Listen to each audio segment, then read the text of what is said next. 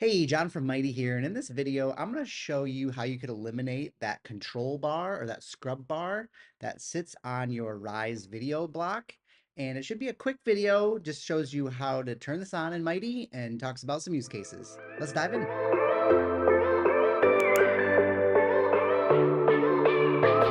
All right, so as we dive into this course, we've created kind of a fun athletic brand. And in this video, we've kind of got more of like a motion graphic that we would want to auto play. But when it auto plays, like we don't want this scrub bar down here at the bottom. Because again, it's more of like a motion graphic style. So a couple of things that we're gonna do to make this happen is first, under the Mighty mods, you can hide the control video or hide the controls themselves, which will eliminate that while it's playing. So already kind of a good feel, as well as you can auto play this as soon as it goes into the view. So let's go ahead and preview this.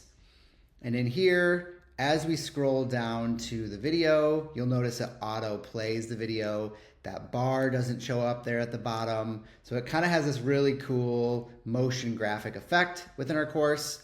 And then the other thing that you could do to even take this to another level is instead of this being more like a medium width, you could actually make this be a full width. And then this will give you that true motion graphic feel, allowing you to eliminate that scrub bar and have it autoplay.